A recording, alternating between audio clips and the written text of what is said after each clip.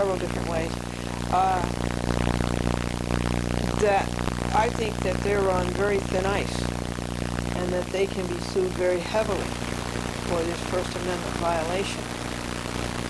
And the letter went out first, and then this quote, this cite, went out. I brought that in person on Monday, I guess, yesterday.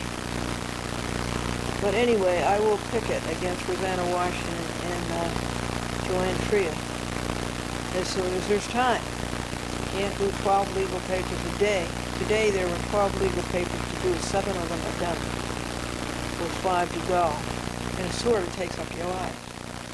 And so now I am playing you the evidence. Want to come up? Want to come up? Okay. Hello, Angelita. Hello, Angelita. Now I will play you the evidence that Rosanna Washington robbed us of. And that case is as if it never happened, because the screwballs, Lehrman and Porzio and Gudeman, did not enter Rosanna's decision as an order. And it's a state law that an order, that a decision has to be entered as an order, has to be settled within 60 days. And it's been over 100 days. Don't you want peoples up here to see how cute you are? Yeah. See your cute little face? Oh, what a cute little face. What a cute little kitty. She likes the 600-watt light. So, that's as if that action was never, it's an nullity. It's been abandoned. So it's a good victory. I appealed it to the appellate term, and the appellate term will not let me argue it as a matter of law. They want me to buy the minutes. That's because Joseph Papillo's daughter is a court stenographer, and we all know that the court stenographer business is going out, and it should go out. They have ripped people off for years. $5 a page for a page that's half empty. And so that's a protection. The clerk, Joseph Papillo, protects his daughter and makes people buy the minutes. But you see what that jam is? It takes away your people. People can't afford that. They can't afford $500, $600, $1,000, $2,000 for court stenographer minutes. Therefore, people lose their appeal. And what is that? That's rather unconstitutional, isn't it? So they have all been sued. Louis Palella, Andrew J. DiPaolo, and Harold C. Levin. They've all been sued for making such a wacky decision. And it's a decision of self-interest, and a decision against America, and a decision against their own people. They are at war with the people. These screwballs sitting on benches today are at war with the people. And the people are going to stand just so much of this. Okay, and now we will play you the evidence that Rosanna Washington robbed us of. You've seen an hour, you've seen 2 hours of it. There's about 5.5 hours more to go. In abusive language and emotional disturbance willfully inflicted. Okay, it's going to be a while until I send a car, all right? Sure, because the White Plains Police always do that, and I can tell you right now what the officer's going to say. Upon arrival at the scene, there was nobody rollerblading. That's what he's going to say. Let me ask you this, if you know what the officer's going to say, why did you call me? Because I'm going to make a record of it on television, and I'm going to ask Captain Quinn to watch, and I'm going to ask Chief Bradley to watch, and I'm going to ask Commissioner Dolce to watch. What's the commissioner's last name? D-O-L-C-E. Yeah, but how did you say it? Dolce is the real way to pronounce it. Okay, I thought you had the other commissioner. Okay. All right, it's going to be a while. I'll send a car for you, all right, sir? All right. Okay. Thank you. Bye. Officer Knox. Knox? Yep. College of Hard Knocks.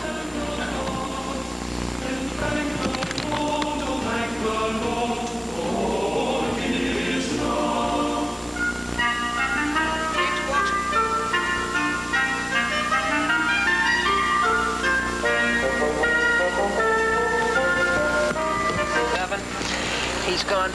he's harassed us 37 times. He goes up to the corner of our apartment, he turns around, and he goes back down to the other corner of our apartment. And that's 38. And here comes 39. And the date is December the 20th, 1994, Tuesday. This boy already has a police record a mile long. This boy has been on television maybe 55 times, seen in the acts of breaking the laws. He's been on television 55 times. But he never learns. Now this is intentional infliction of emotional disturbance. That's law number 1. Number 2, breaking the White Plains Noise Ordinance. And number 3 is breaking the harassment law. So this is coming up. Number 42 passes. Last night he made 62 passes, 62 torts in front of our windows. He goes to the end of our apartment to the corner. He just turns around and he comes back by our apartment to the other corner and just turns around. Now I'm going to go out and videotape him in the front here.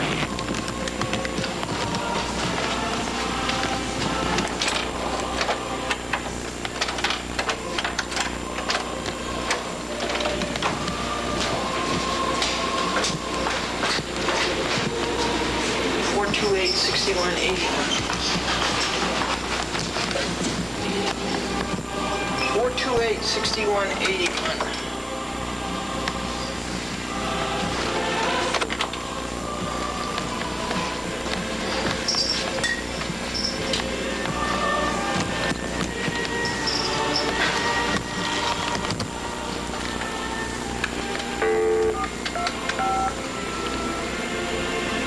$81.61? Is that what it said?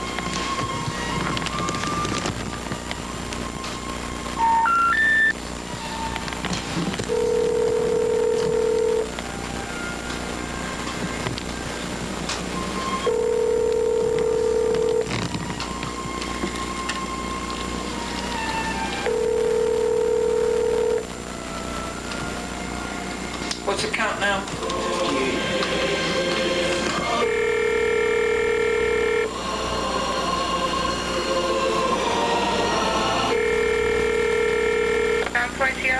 John Porzio's office? Yeah? Oh, thanks. Would you give John Porzio a message from Glendora? Okay. James Walsh, yes, is roller skating past our bedroom window. He goes to the corner of our apartment, turns around, and goes back to the other corner of our apartment. And he's done this 58 times tonight. He did it 62 times last night. He's ice skating? Roller skate.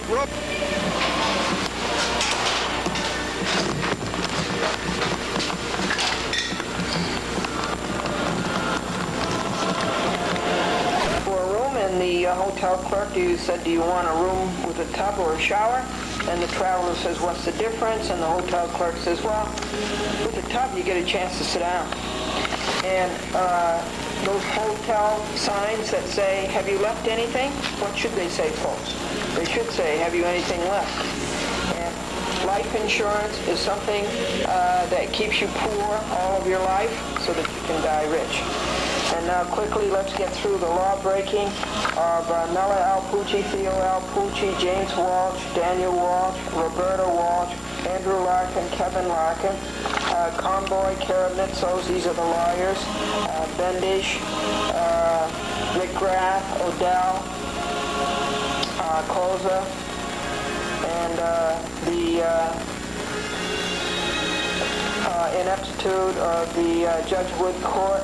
And the law clerk there, is his name Stephen Carlucci or Paul Carlucci? Anyway, he's a confidential law clerk. The judge's confidential law clerk.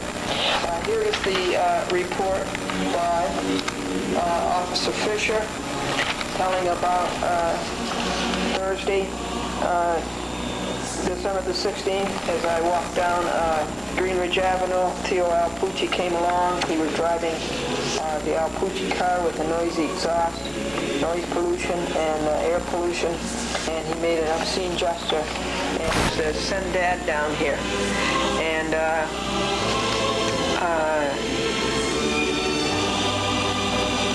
James Walsh was, was setting up a lie, and so I went in the house, and Daniel Walsh's father was coming down the stairs, and he had that simian look about him and truculent, and I was scared, and James Walsh said she pushed me, which is a lie. It's too bad. And I started going into my home because Daniel Walsh, in that simian, truculent way, was quite threatening. And so he says, oh, it's a good thing that you're going into your house. And just then Roberta came down the stairs, and she pushed me and she shoved me. Now this is harassment number one, disturbance.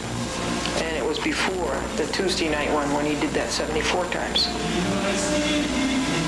And the grade school class went to the fire hall. They were having a tour of the fire hall, and they were getting fire prevention lessons, and one of the firemen said to a little girl, if your clothes were caught on fire, what would you do? And the little girl says, I wouldn't put them on. And the Japanese man went to the eye doctor, and the eye doctor told the Japanese man, you have cataracts. And the Japanese man says, I do not. I have a Lincoln Continental. Now, Roberta leaves cigarette butts outside the front door. They're her butts. They say Salem, and they have lipstick on them. And there's butts all over the ground, to the right of the walk and to the left of the walk. There are about 20 cigarette butt burns on the tablecloth, on the laundry table, in the laundry area. And always when she's down there and she washes something black that's fuzzy, and then she leaves the black fuzz all over the floor, litters the floor, and other pieces, and always leaves a white, not always, but very often leaves a white plastic laundry bag down there instead of taking care of it. There's no need of that.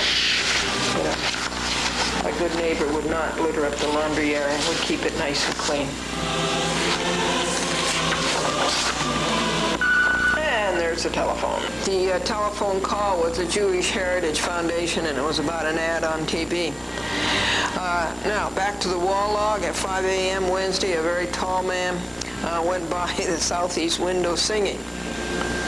He went north on Greenridge Avenue walking.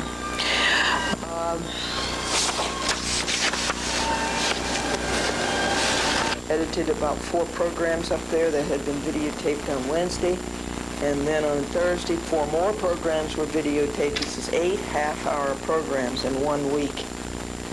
That is a record, and it's a terrible thing. That's too many things to have happen in a week. And we videotaped the law breaking from December 1st to December 7th.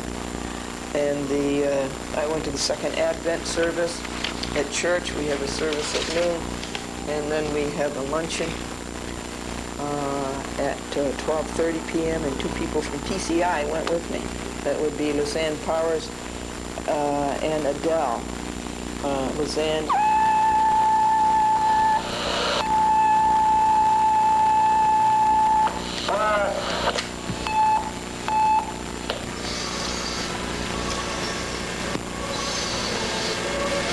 And that's it. And today is New Year's Day, January the 1st, 1995, Sunday. And the time is 4 p.m. And the days are getting longer and longer. Oh, that's nice.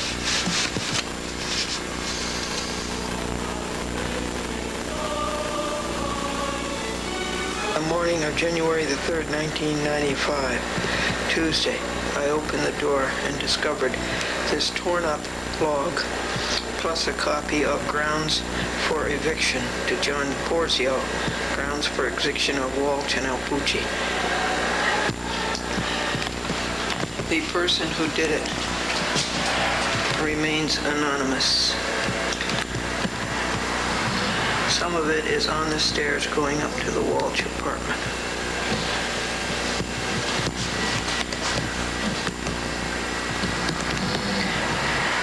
At 7 a.m., Franklin distributed the log to 13 apartments. To 13 apartments. This would be one of those.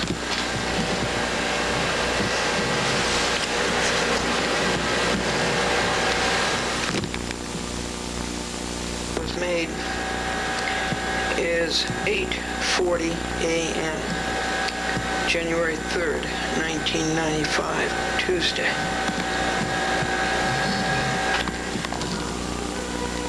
Apple, the box in our locker, our basement bin, there's about 7 columns, and maybe 6, and there's about 8 rows, no, maybe 5 rows, and the box on the bottom of one of the columns was buckling because of all the weight, because it's heavy files, and it was a 1989 file box, and so we took the box out and then put in a brand new box.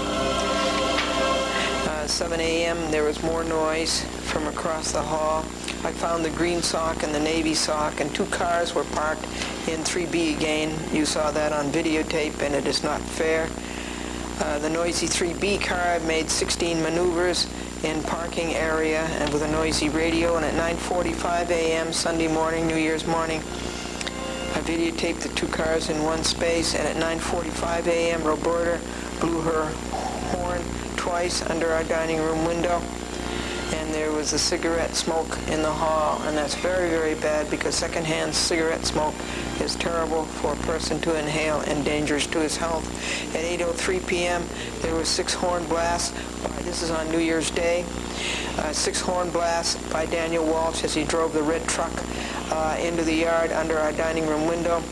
And when Daniel Walsh went by the door of Glendora, he mocked, "Glendora!" And Roberta slapped Glendora's door, apartment door, and activated the door knocker. They must have been under the influence of some substance, because normal people just do not act that way.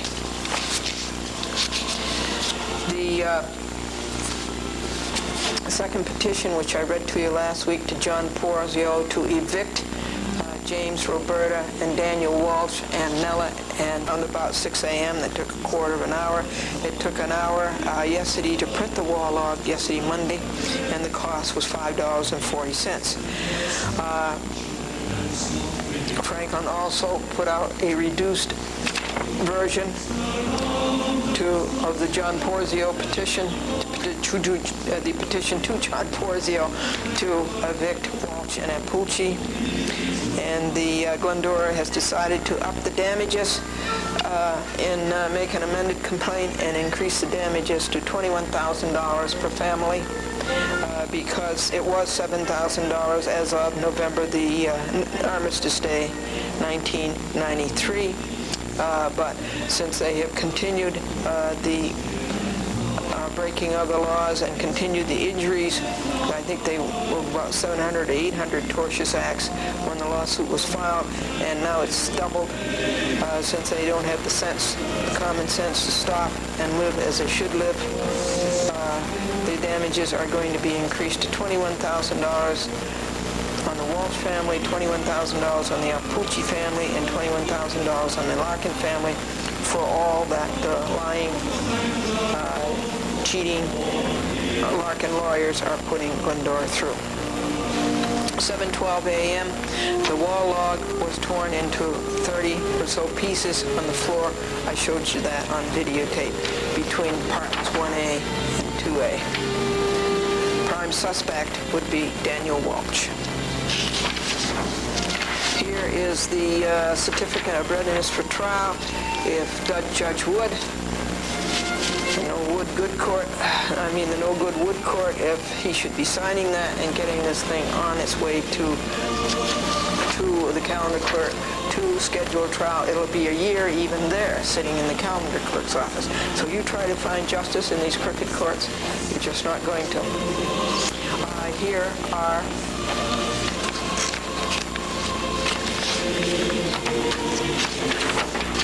12 a.m. law-breaking Daniel Walsh parks his car across the sidewalk, causing pedestrians to go into the road.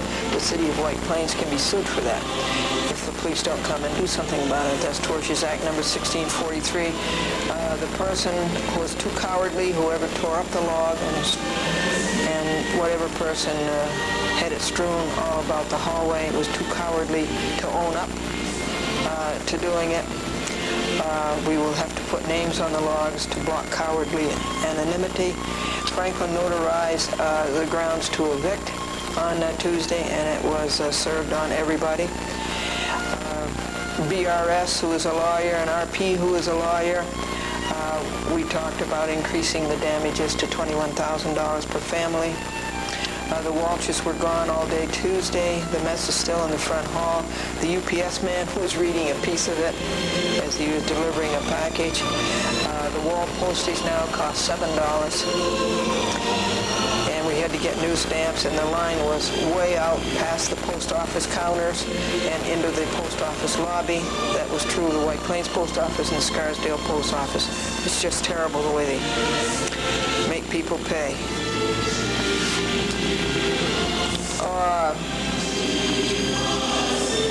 We are now up to Wednesday, and the broken up log, torn up log is still all over the front hall. It looks terrible for anybody who comes in here. And we have here a police report. And this police report is written by Officer Eric Fisher, and it's about an event of December the 21st, 1994. The report taken over the phone. The complainant called and reported on the above date, time, and location.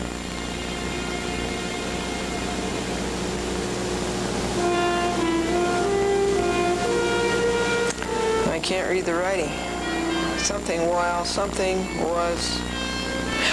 While the complainant was walking into her building, she heard Nala Alpucci of Building C, it's Building B, laughing loudly. Complainant felt this was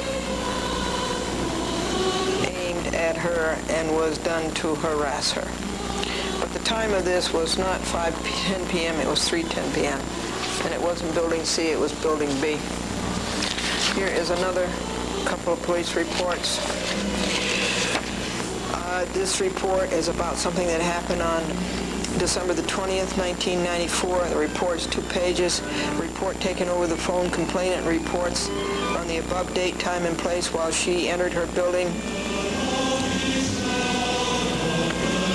An incident with a youth on roller skates. That would be James Walsh. That Daniel Walsh came out of the above building and frightened the complainant, and and stated, "You'd better run to your door." Complainant then stated Roberta Walsh then came down the stairs and screamed at the complainant, pushed her, and slapped her on the head. Complainant stated that Roberta Walsh also pulled complainant's hat off and threw it to the floor. The complainant stated she received no injuries during this.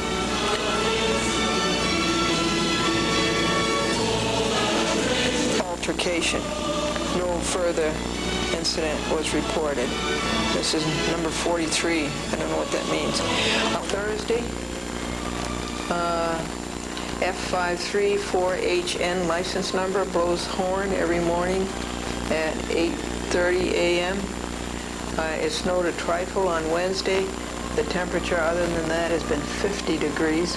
Marvelous for January and December. Porzio was here for 2 minutes and went into B at 5:20 p.m. on Thursday. Noisy exhaust, air pollution, and noise pollution. I videotaped it, and I videotaped and edited wall on Thursday.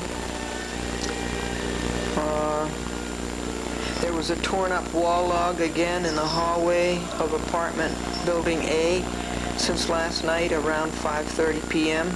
It stayed there all night Thursday. At 7:30 p.m. Mary Ann picked it up when cleaning the hall. My prime suspect on that, of course, is Daniel Walsh, and a very low level of citizenship. At 3:45 p.m., Roberta Walsh blasted her horn twice under Glendora's dining room window. That's a violation of the noise ordinance, also a vehicle and traffic law violation. A horn is to prevent accidents. A violation of the noise ordinance also, and it was harassment, intent to annoy, and alarm. So that was 6 tortious acts.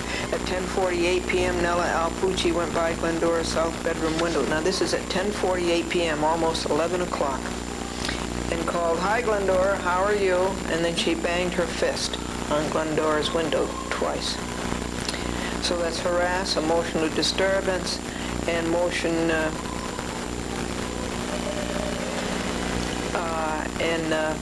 harass, emotional disturbance, and White Plains noise ordinance.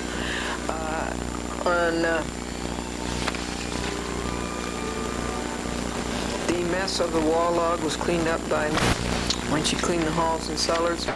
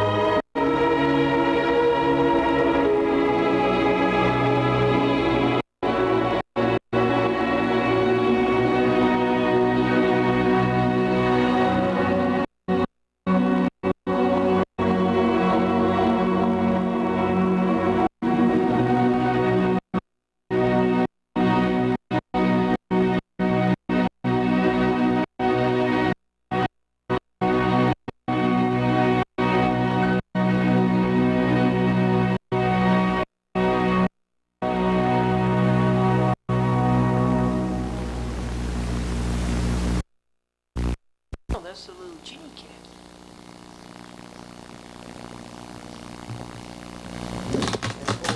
Here.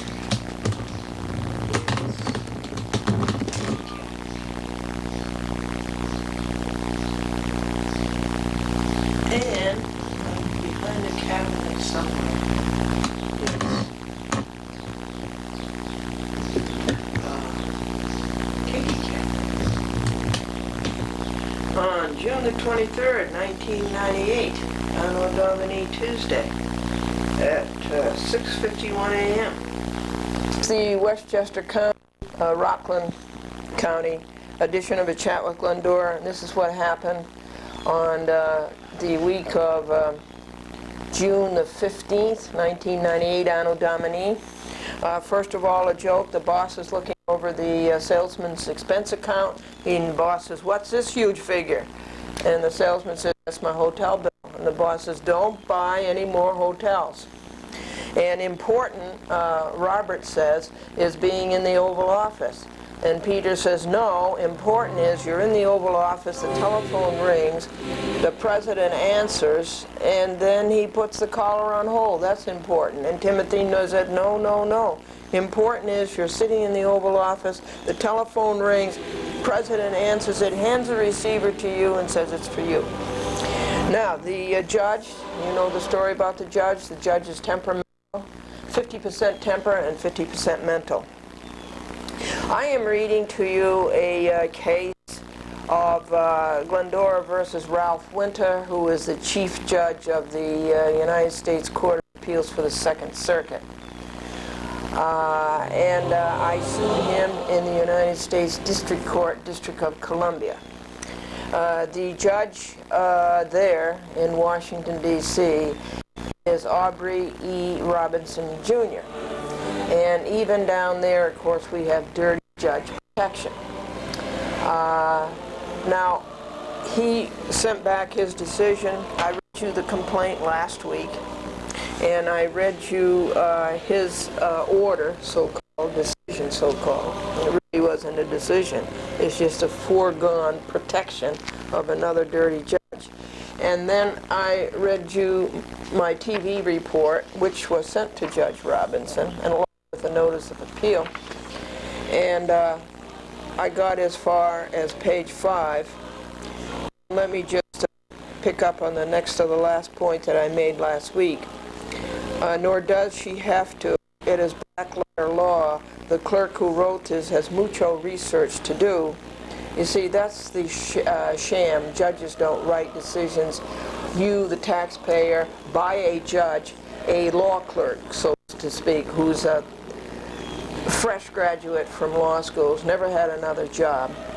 And these judges corrupt the youth of America and teach them all the evil things. And so this little freshman law clerk writes the order, and then the judge just comes along and signs it. This is one of the frauds that faces you, America, today. Says this law clerk, as for the executive director of the Commission on Structural Alternatives for the Federal Courts of Appeals, heaven knows we need that.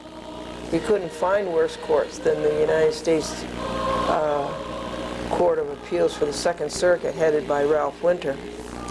The plaintiff fails to state a claim for violation of her First Amendment right to speech. Well, this is just an out lie. This is not a fact. This judge, through this phony law clerk, is not facing the facts of the case. Glendora did. Glendora just read you the complaint, and Glendora did state the reason that Meter violated this American's free speech. They just out and out lie. A judge. Point 10. The executive director did not preclude Glendora from speaking out on any topic. On the contrary, plaintiff was specifically permitted to submit a written statement to the commission. This is repetitive. Glendora has already refuted this. The law clerk is desperate. The law clerk has no meritorious defense. Point 11. The court notes that the statute creating the commission does not require the commission to conduct hearings. Cop out. Fugitivism. Not a meritorious defense. Poor. Point 12. To the extent the Commission conducts public hearings to solicit comment consistent with a legislative mandate, it has direction to conduct those hearings in whatever manner it seems appropriate. This is hardly a defense for violating America's free speech. Which is more important?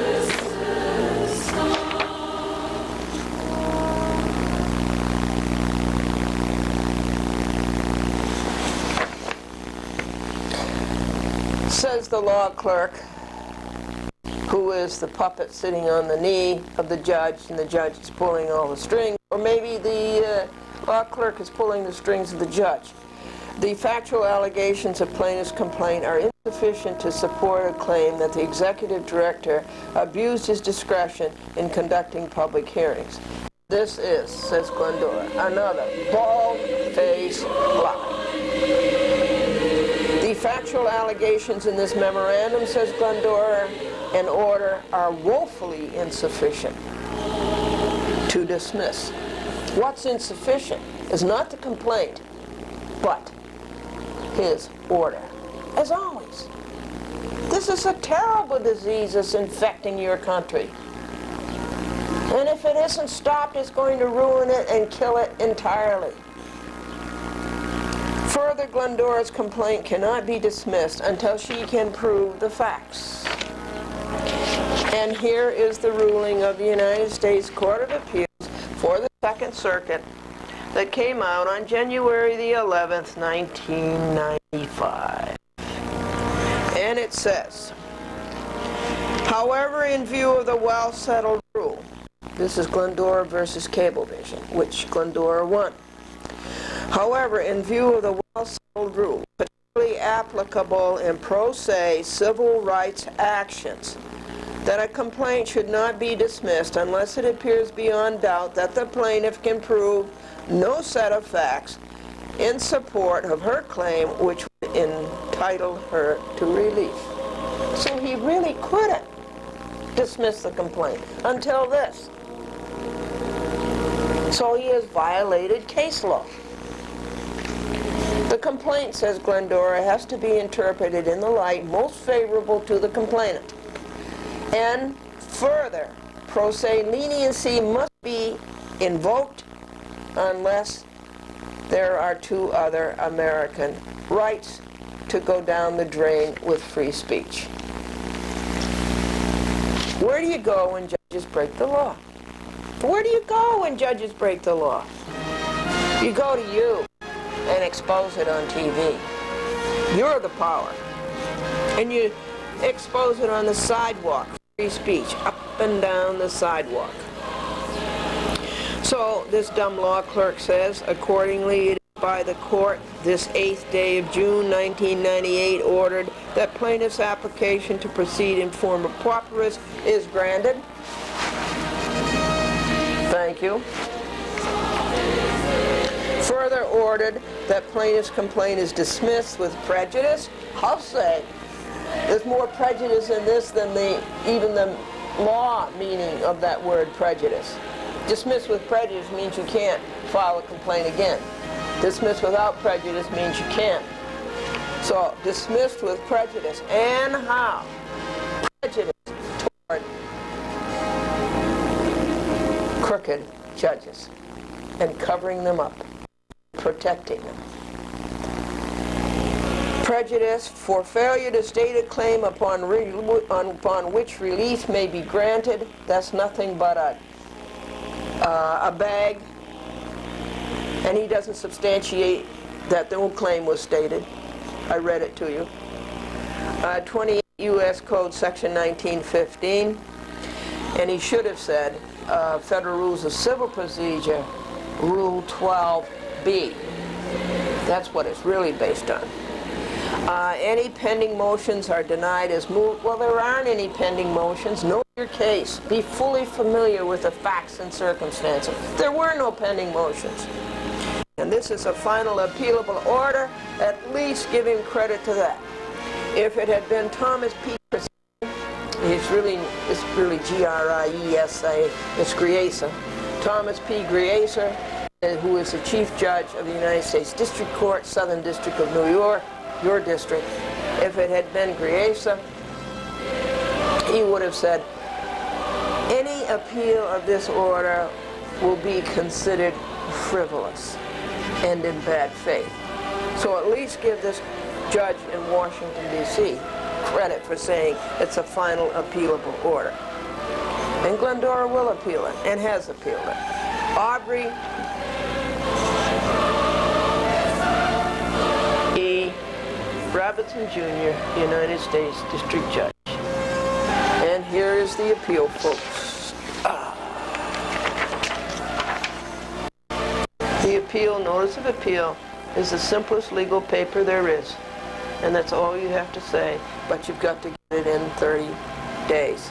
And I called the people in Washington, D.C. yesterday 10 times to find out if they'd received the notice of appeal. 10 telephone calls it took. And at least $10, which I don't have. Now here, this is Title 18, the criminal law, the criminal code, United States Code, Section 1001. Statements or entries generally. Listen to this. Whoever, in any matter within the jurisdiction of any department or agency of the United States, knowingly and willfully falsifies, conceals, or covers up by any trick, scheme, or device a material fact, and that's just what this judge and law clerk did,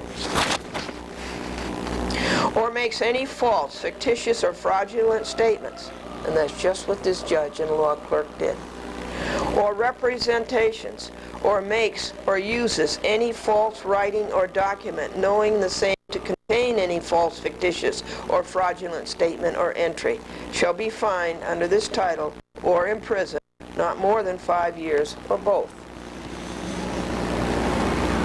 1 to 5 years and $250,000 fine. That's the crime that this judge and this law clerk just committed. Again, quo warranto, says Glendora, that judges and clerks are immune. They are not.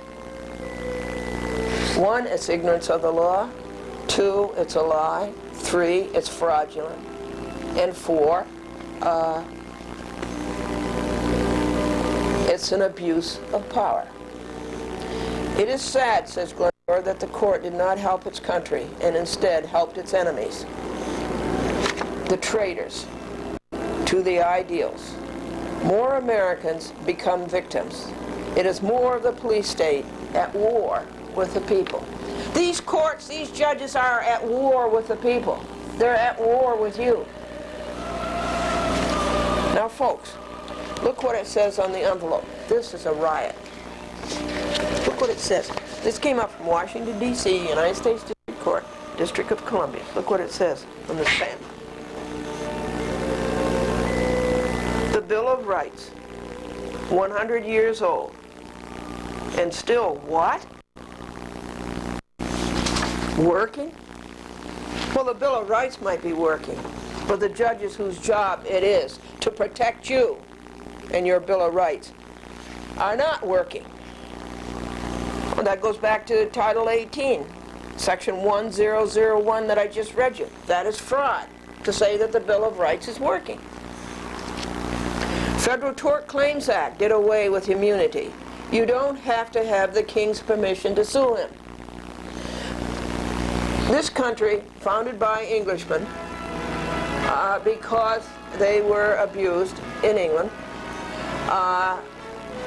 brought over the law that you can't sue the king without permission. How's that? And it was perpetuated here in the United States of America, I believe, until 1930-something. Maybe a little later, when the Federal Tort Claims Act came up, that the United States lost its sovereignty, that you can sue the United States. And so this dumb judge and this dumb law clerk, they're not dumb really, they're just crooked, are saying that I don't have a right to sue a judge. Well, I do have a right to sue a judge, and so do you. No judge is immune under civil rights. Let me tell you what that law is again. It's Title 42, United States Code, 1983. Remember that. That's the civil rights law that says that you have certain rights under the Constitution and under the statutes that Congress gave you. And under common law and under case law, you have certain rights. Anybody who works for the government, any government, state, federal, local, violate your rights. You sue them, and they are liable to you. So this guy just doesn't know the law. Now note the lazy caption. Caption captious. Only one defendant is listed. Well, It's over there in the other table. Instead of saying all of the defendants. I guess it's worth going over there and getting it. Just hold on. And folks, it's really worth reading. Glendora, Ralph K. Winter, Francis, who is it? Oh yeah, Thomas P. Griesa, Amalia L. Kurse, who is a circuit judge, Jose A. Cabranes, who is another circuit judge, and Denny Chin, who is a district judge sitting in as a circuit judge by designation, George Lange III, the crooked clerk of the United States Court of Appeals, Second Circuit, Lucille Carr is suffragan judge. All she does all day long is sign orders when judges should be signing them. Robert Rodriguez and Sam McLemore, two egomaniacs who think that they are running the courts and that they can boss the public around. Daniel J. Meador, the guy who's ahead of the Commission for structural alternatives to the federal appeals courts, which we need so badly. Robert W. Sweet, the guy who didn't do his work and cheated and lied. You know what courts are? Run by people like Sweet. Courts where the elite need to cheat. Okay, he did that on Glendora, Franklin versus Rosanna. And the pro se office of the Southern District of New York were the defendants. So these are all buddies of the judge, all comrades, all colleagues. And so naturally, he cheated and didn't list all of the defendants. He merely listed Glendora versus Winter. Wait just a second, I have to show you that. Isn't that stupid? That's more cover-up. Alrighty. So let's see, where were we in their violations? Note the lazy caption captures. Only one defendant is listed. Shame on you. There are no pending motions. Shouldn't they be fully familiar with the facts and circumstances? Did he do his duty to his country, this judge, Aubrey E. Robinson, Jr.? The issue is not grappled with. It is a frivolous order. A terrible disease is infecting America. If it isn't stopped, it will extend to everybody if it hasn't already. Why do they run roughshod over the honest and coddle the dishonest? Why do they run roughshod over the honest and coddle the dishonest? It's a lockout. Is this a copy or an original? Is the stamp legible? No. It was filed on June the 11th. It's where the elite meet to cheat.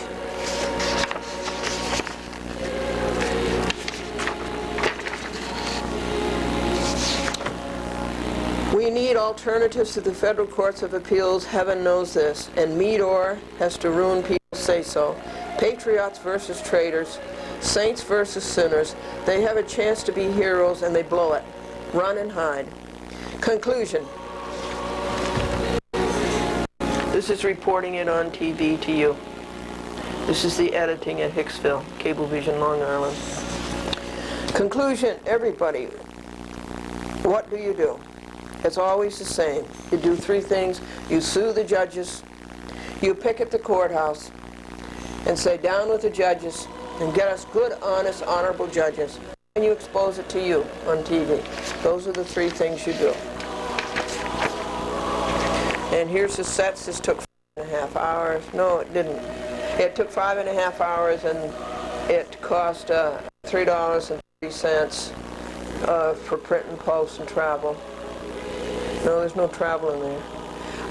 And the complaint took 13.5 hours and $16.50, and the total to date is $19.80 and 19 hours.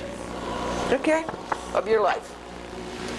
Just because a crooked judge has to protect other crooked judges.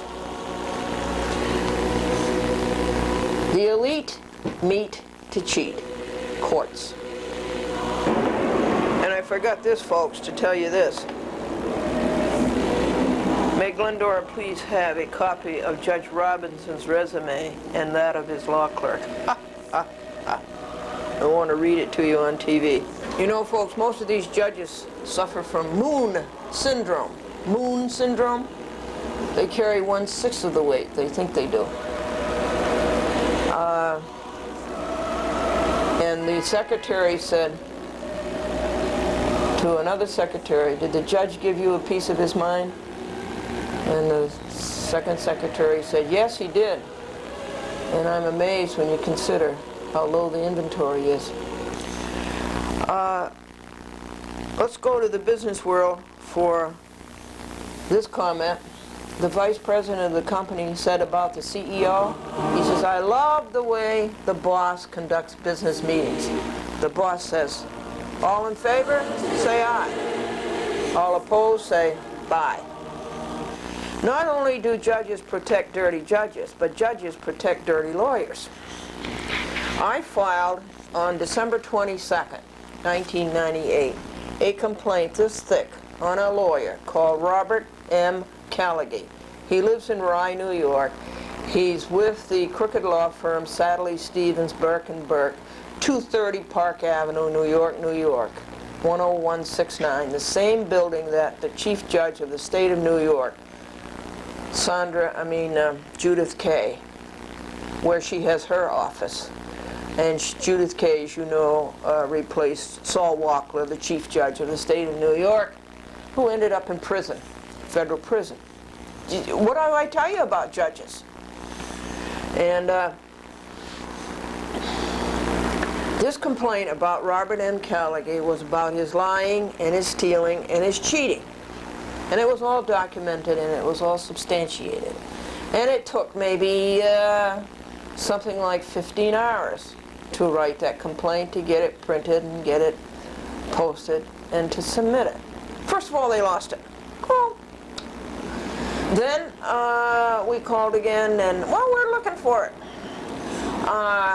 And then we called again, and that was Patterson.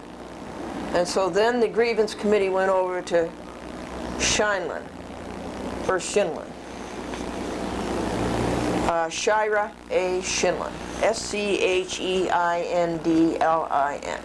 This is the United States District Judge, Southern District of New York, down at 500 Pearl Street in Manhattan, Foley Square. And so she began to show a little semblance of honesty and said, please submit it again. This was through Nicole, and so I submitted it again, and this time they actually received it. And so a couple of months go by, and I'm on the phone every week reminding them that they had the complaint before them. And finally, oh well, a letter has gone in the mail. Okay, great letter. Let me read it to you.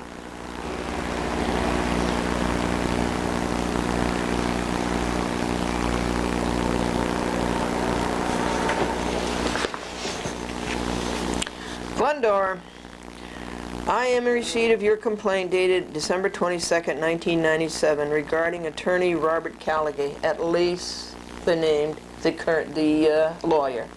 Didn't cover up. The Committee on Grievances does not normally review complaints which arise in the context of a pending proceeding because any action may interfere with a prompt and fair resolution of the matters before the court. The judge before whom the action is pending is the appropriate authority to review such matters. Accordingly, we will not review your complaint at this time. If the issues remain unsettled and are promptly brought to our attention after resolution of the litigated matter, we will consider your complaint.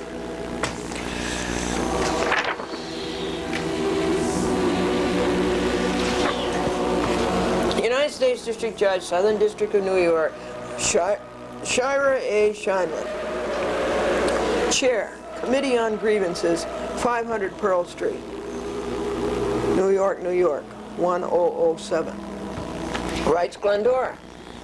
But this is the time to stop Robert M. Callaghy, Sadley, 2230 Park Avenue, New York, New York, 10169. This is when he is harming America. This is when he is being crooked and a traitor to his country. This is the time. This is the time to step in to effect a prompt and fair resolution of the matters before the court, nay, before the whole country. The judge before whom the action is pending is as bad, even worse than Callaghy. That is Charles L. Bryan, who lies, misrepresents, who ignores controlling law. who dominates over citizens with egotism and puerility. He is another Callagee in a black robe. Glendora has filed a grievance against Bryant, but Winter is worse than Bryant.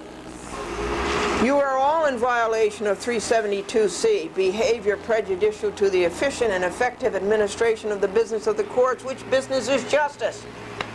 There is a horrible disease infecting America, corrupt judges. If it is not stopped soon, it will strangle our country, if it has not already. You are at war with the people. What do we do to evaporate the visit? Answer is threefold. Sue judges. They are not immune. For violation of civil rights under color of state, under 42 U.S. Code 1983, nor under 1985, which is conspiracy. B, picket the courthouses. C, expose them on TV. And a judge's tenure is not for life, it's for good behavior. And you make these poor soldiers, our American youth, die in vain, and you report it on TV.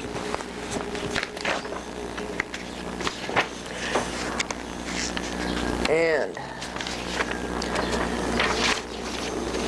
whoever, in any matter within the jurisdiction of any department or agency of the United States, knowingly and willfully falsifies, conceals, or covers up by any trick, scheme, or device a material fact, or makes any false, fictitious, or fraudulent statements, and that's what we have here in this answer to this complaint. And Rule 1, Federal Rules of Civil Procedure, is just, speedy, and inexpensive. And here's Title 144. A judge should recuse if he has a bias or prejudice.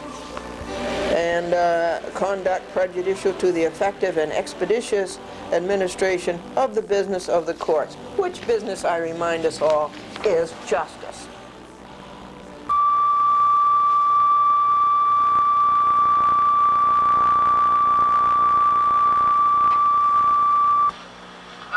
This is Mr. Batucci and Mr. Magarino or something. You didn't spell his name. Mr. Gill, how are you? Hi. Good. How are you doing? This is my husband. Right, we met. And you're Mr. Magarino or whatever you want to spell your name. Now let me show you around. That's fine. This is the living room. This is the kitchen. Okay. You want to see inside the refrigerator? No, not at all. This is it. How you been? Fine. How are you, sir? How are you doing, sir? Good morning. How are you? And, Hello. I just have this. Just want to submit your program for a little, what's it called? Festival. Yes, we've got 2 new people again. oh, good for you, Doc. Yes. Everything is working wonderful. It is really? Okay. Fantastic. Yeah, I'd like to come down and talk to you about it.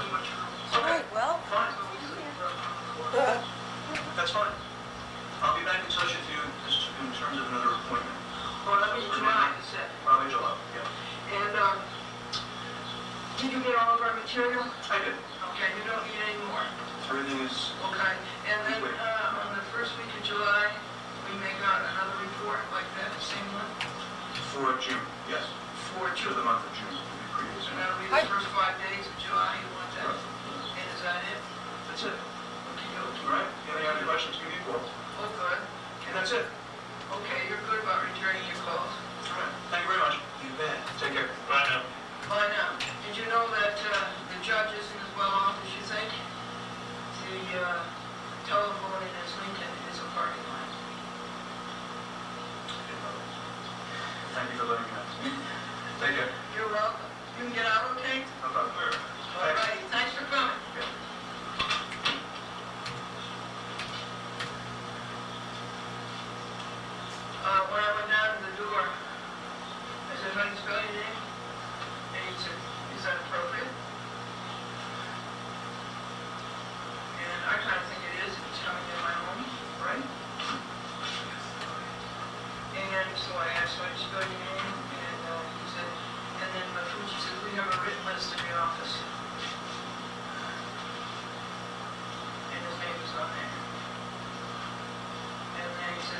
How do you spell it?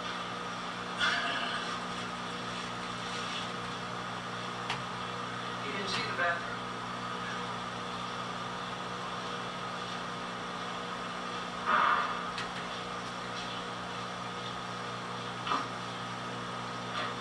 So I think that's it. The time is 9:12 a.m.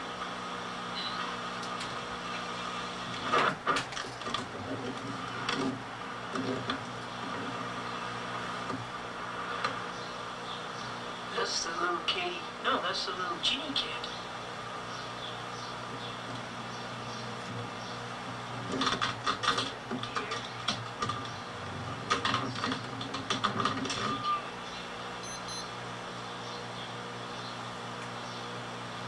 And stealing the cat there somewhere.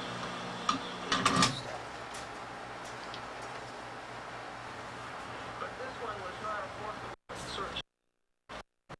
No search and seizure allowed, no warrant. This was just confirming the fact that we lived here. And so this is your reward. In the Eagle Eastern District of New York, you go into the Uniondale Courthouse, you check up on a couple of lawsuits that you filed, and you get beat up by an insane Pinkerton whose name is Kenneth H. Mildworm. Bruiser Ken, and you get 6 bruises, excuse me, and a 78-year-old man socked in the jaw, and both of us end up on the floor. And guess what your justice is for being a victim of such a crime, a double assault? Your justice is 2 years of probation. That's what you get as a comfort for being assaulted. 2 $2,000 fines and 2 $25 fines. The 2 $25 fines have been paid. The $2,000 fine will be paid tomorrow, April the 24th. The 2 months is out. Franklin's going to pay his. Glendora, no way, can pay hers.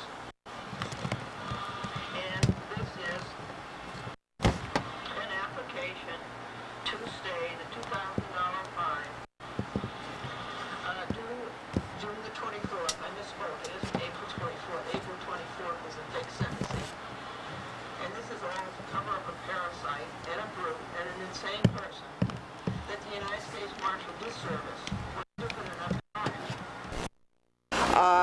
This is application to stay a $2,000 fine due June the 24th by Glendora. Under penalty of perjury, Glendora tells you the truth, the whole truth, and nothing but the truth, and always has. So help her God, she and Franklin are the only ones who have told the truth. Excuse me, the cat is playing with the wires, and that could be disaster. Cat. I hope is away from the wires and the equipment is in safety. Franklin and Glendora are the only ones who have told the truth. In fact, the lie count is 2,175 lies, all of which you have paid for. All of their money for the crooked people, for their salaries, has come out of the United States revenue, out of the taxes that you pay to our government. Now you understand, this is not the government, this is the anti-government. Come June 24th, 1998, Glendora presents to United States Magistrate Judge Joan M. Azraq, 2 months since the false sentencing, Glendora has no money to pay $2,000. $490 Social Security a month is the only income, and 54 cents a month stock dividends. $490 does not make it in 2 months. You multiply 2 times 490 and you get $980. That's only half of it.